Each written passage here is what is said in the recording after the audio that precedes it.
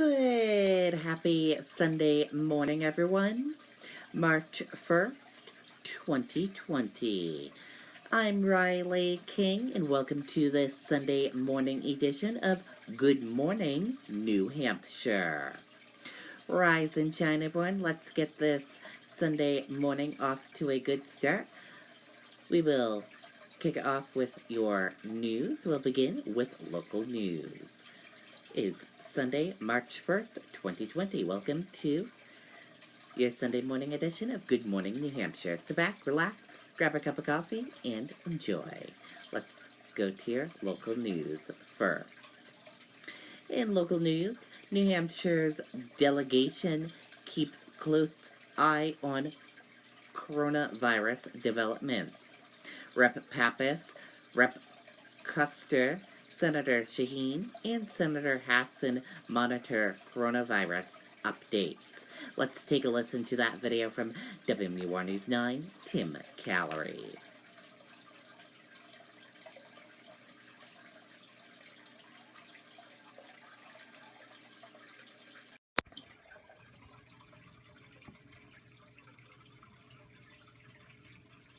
New Hampshire, your road to higher education. There's workforce needs in New Hampshire across the board right now. I got the classroom experience and brought it right into the workforce. Real small class sizes. I knew all of my professors personally, had some great research opportunities. Community colleges offer affordable tuitions along with a wide range of classes and options and a diverse group of people. I really feel prepared for my future career. Visit WMUR.com. In a rare Saturday press briefing, President Trump provides updates on the nation's response to the coronavirus. On Monday, I'll be meeting with the largest pharmaceutical companies in the world, actually. They'll be coming to the White House, and we're talking about a vaccine and developing very quickly, and they've already started working on it. The Trump administration is also issuing additional travel restrictions. We are going to increase to the highest level of advisory, which is level 4, advising Americans do not travel to specific regions in Italy and South Korea. Meantime, New Hampshire's delegation in D.C. is keeping a close eye on the developments. We want to make sure that New Hampshire is well out ahead of this. Congressman Chris Pappas says right now he and his colleagues are working to approve a supplemental appropriations package that will fund response at the federal and state level so New Hampshire communities are prepared. We've got to move quickly to get funding out there.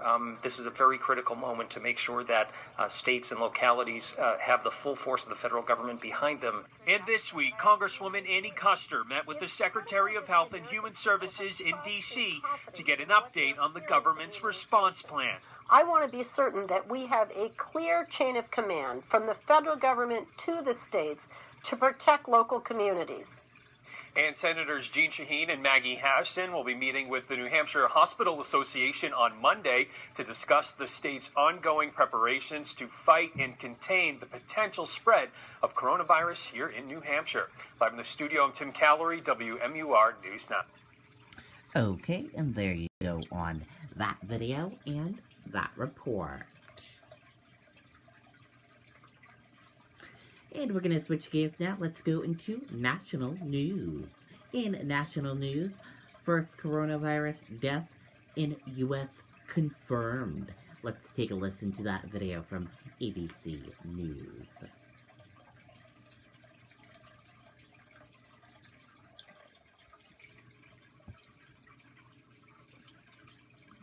Breaking news. The first death from coronavirus here in the United States. A man in his 50s dying from COVID-19 infection in Washington state. Authorities describe him as an at-risk patient, but say he had no apparent travel to China. It is one of several new cases there. The governor declaring a state of emergency. President Trump and his team confirming the fatality at a news conference this afternoon and warning Americans not to panic, while also announcing new travel restrictions and advisories, including in parts of Italy and South Korea. The president also defending his administration's response, but less than an hour later before a conservative audience accusing Democrats of trying to weaponize the virus politically. But the number of coronavirus cases at home and abroad continue to climb. The financial markets rocked, and more aggressive steps to fight the spread are just now beginning. ABC's Adrian Bankert leads our coverage from the hospital where that patient died in Kirkland, Washington. Tonight, the governor of Washington declaring a state of emergency after the first known coronavirus death in the U.S. We are having increasing cases in the United States, and we expect to see increasing cases locally. The CDC says a man in his 50s with underlying health conditions has died, and he had no known travel to China. The state also confirms an outbreak at a long-term care facility, 2 people associated with the facility testing positive, and more than 50 patients and staff now being tested. We're in the process of investigating this situation as an outbreak. One of those cases is a woman in her 70s in serious condition. President Trump gave a late afternoon press conference before the CDC confirmed the death. Unfortunately, one person passed away overnight, medically high-risk patient. The president and his team attempting to calm the nation's fears. There's no reason to panic at all. This is something that is being handled professionally. The country as a whole, because we get asked that all the time, still remains at low risk. But when we say that, we want to underscore that this is an evolving situation. This brings the total number of Americans diagnosed with COVID-19 to at least 69. The CDC investigating at least 8 cases of unknown origin, which means the patients did not travel outside the country, nor did they have contact with symptomatic individuals. At least 3 states, Washington, Oregon, and California, are now seeing cases of community spread. A high school student in Washington among those cases, and possibly the youngest now in quarantine. The student developed symptoms last week, but returned to school after feeling better, unknowingly putting dozens, if not hundreds more at risk. We elected to close it in an abundance of caution and care for the children and adults in our schools and community. And in Oregon, an elementary school employee showing symptoms in Clackamas County who may have exposed students and staff. Authorities disinfecting campuses, warning parents to be on alert. All right, Adrian Bankert joins us now from that hospital in Kirkland, Washington. This is in the Seattle area where the first U.S. patient has died of coronavirus. Adrian, your reporting highlights the developing situation in that state. The governor has declared a state of emergency. Is the federal government sending in additional resources? Yes, Tom, the CDC is going to be sending staffers here to Washington state to assist both state and local officials dealing with this outbreak. Now, we want to remind our viewers, health officials stress that 80% of coronavirus cases are deemed mild, and that those with existing underlying health conditions, especially respiratory problems, are most at risk. Tom? All right, Adrian, thank you. Hi. Okay, and there you go on that video and that report. And we're going to switch gears now. Let's go into weather. Your weather right now is fair, 16 degrees. And here's a look at that hourly forecast for all of you. 7 a.m., sunny, 16 degrees. 8 a.m., sunny, 18 degrees. 9 a.m., sunny, 20 degrees. 10 a.m., sunny, 23 degrees. 11 a.m., sunny, 26 degrees. And 12 p.m., sunny, 27 degrees.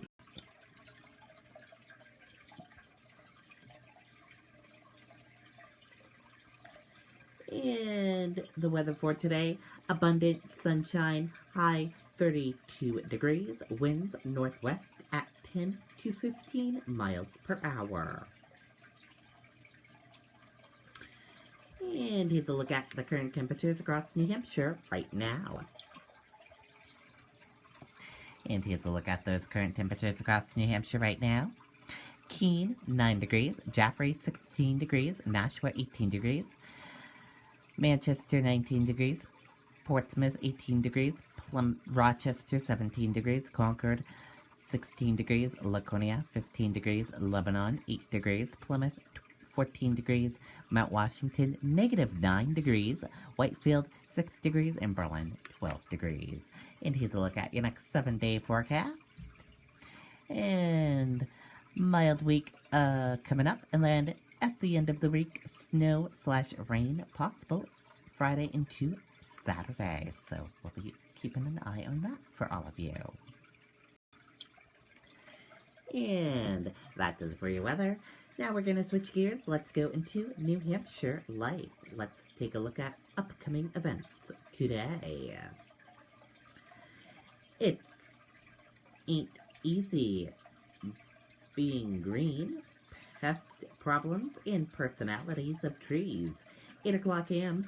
on West Rattlesnake Trailhead. Milford Antique Show, 8:30 a.m. at Hampshire Hills Athletic Club. Sundays unplug all day at Patrick's Pub and Eatery. Fairest of them all, Wedding Expo, 12 p.m. at the Thompson Fairgrounds in Massachusetts. Mamma Mia at 12 p.m. at the Palace Theater. The Importance of Being Earnest, 2 p.m. at Riva Academy. UNH Concert Corps and UNH Chamber Singers, 2 p.m. at Johnson Theater Paul Creative Arts Center. The Unfortunate Dems of Edwin Pickwick, 2 p.m. at West End Studio Theater. A Skull in Sonoma, 3 p.m. at Players Ring Theater. Greece at 3 p.m. at Lebanon Opera House. And that is a look at upcoming events today in New Hampshire and around New Hampshire. And as you know, every Sunday we talk about breakfast places in New Hampshire. And today, breakfast place we're talking about is the Windmill Restaurant in Concord, New Hampshire. And this is a look at their website, as you can all see. Welcome to the Windmill Family Restaurant. The Windmill is an internationally accommodated comfort food haven, serving home-style eats for breakfast, lunch, and dinner. Contact us. They're located at 172 Loudon Road, Concord, New Hampshire, 03301. And this is their phone number here. The hours, Monday through Wednesday, 6 a.m. until 8 p.m. Thursday through Saturday, 6 a.m. until 9 p.m. and Sunday, 6 a.m. until 7 p.m. Hours are subjected to change. Get in touch. Right here is the phone number, or you can send them an email. Let's take a look at their breakfast menu. As you know, every Sunday here on the Riley on Good Morning New Hampshire, we talk about breakfast places all around New Hampshire. So here is the Windmill Breakfast.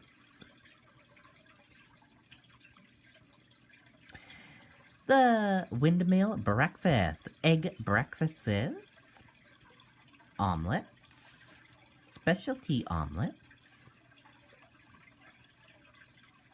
combination plates, house benedicts, pancakes and French toast, waffles, senior citizens and children's menu, and side orders and beverages. So, if you are looking for somewhere to go and have breakfast, go to the Windmill in Concord, New Hampshire. You will love it there. I've been there once and I enjoyed it. I had a wonderful meal when I went. I need to try to go back again. So if you're looking for somewhere to go out for breakfast with your family, go to the Windmill Family Restaurant in Concord, New Hampshire, everyone. And we're going to switch gears now. Here is some lifestyle tip. Great tip to help organize your messy closet. Let's take a listen to this video from Good Morning America.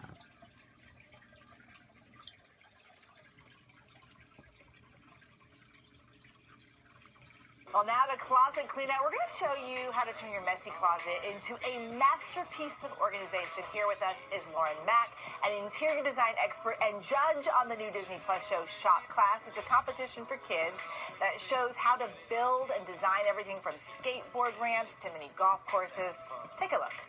Skill shot would be to go through the propeller straight down to the hole. Okay. But if you don't make it, you have to go under the wings and dodge all the clouds and the mountains and take the long way. Lauren, what are your thoughts? You know, you put so much attention to detail, and it really looks clean and really well thought out. I'm really proud of you guys. Thank you. Catherine, you're an Imagineer. Looks like such a fun show. Yes.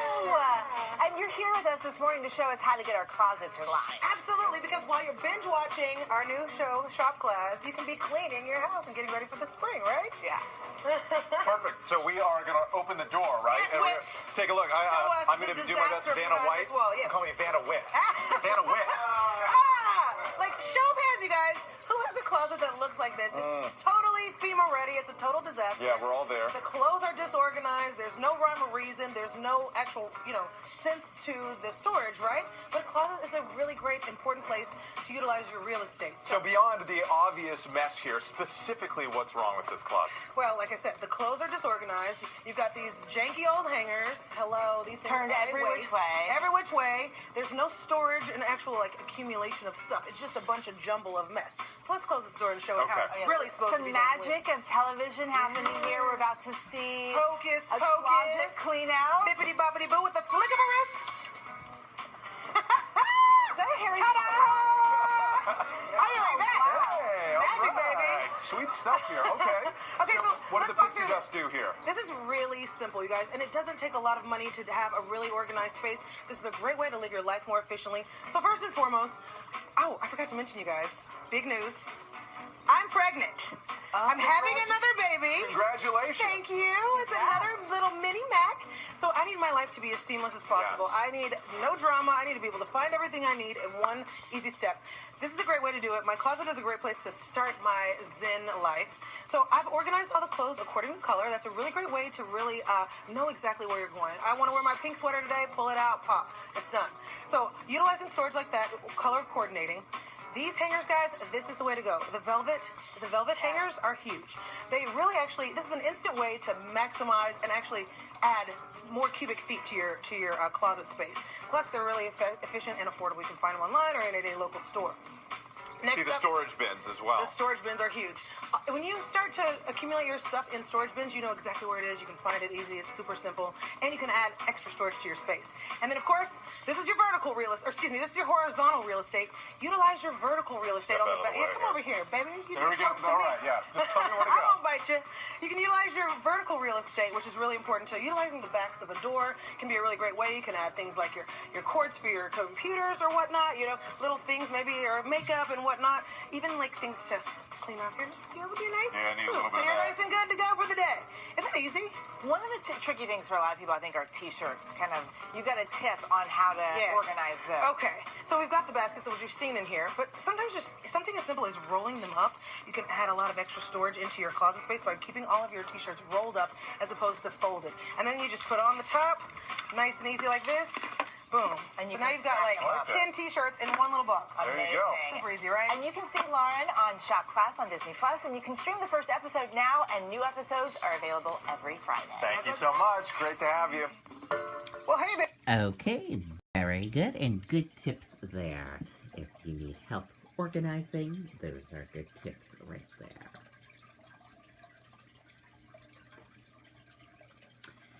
And we're going to switch gears now. Let's go into entertainment news. In entertainment news, Hilary Duff calls confronting man taking photos at son's game her responsibility. Let's take a listen to that video from Access Hollywood.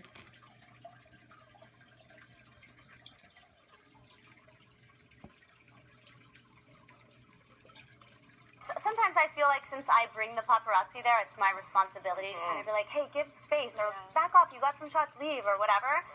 And this wasn't cool with me. Hilary Duff isn't afraid to take charge when it comes to protecting her kids.